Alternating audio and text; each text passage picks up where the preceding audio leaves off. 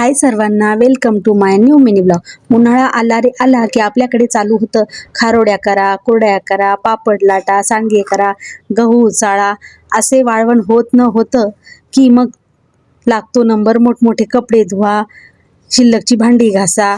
Iran अमेरिकेत तर सध्या युद्धाची धामधूम चालू आहे आणि आपल्या भारतात, विशेष करून महाराष्ट्रात या घरकामासोबत युद्ध करताना अनेक बायका दररोजच दिसतात। ते काही वेगळं सांगायची गरजच नाही। हिवाळ्यात व पावसाळ्यात काही या कामांसाठी एवढं कडक ऊन पाहायला मिळत नाही, म्हणूनच तर भांडी घासण्यासाठी आजचा मुहूर्त लागला।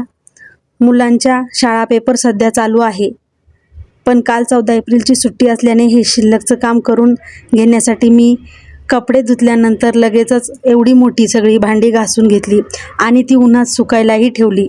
ऊन तर खूपच झालं होतं, पायही पोळत होते, म्हणून मी डोक्यात कॅप घालून पायात चप्पल घालून हे सर्व काम करून घेतलं।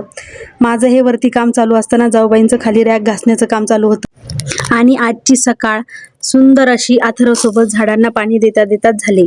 मी कोणतंही काम करताना याला तर मदत करायचीच असते। दुपारी जेवणामध्ये मस्त पोळवलेलं ताक, शिळ्या पोळीसोबत चुरून त्यासोबत मिरची तोंडी लावायला आणि वांग्याची भाजीही घेतली होती सोबत। असं पोळवलेलं ताक आणि शिळी पोळी चुरून खायला माझ्या लहान्या मामालाही खूप आवडायची। आम्ही सगळे भावंडे लहानपणी हा मेनू खूप आवडीने एन्जॉय करायचो। दुपारी आर्यनला शाळेतून आणल्यानंतर थंडगार रसना एन्जॉय केला। बाय बाय, भेटूया नेक्स्ट व्लॉगमध्ये। मिनी ब्लॉग कसा वाटला ते कमेंट करून नक्की सांगा। आवडल्यास चॅनलला सबस्क्राईब करा।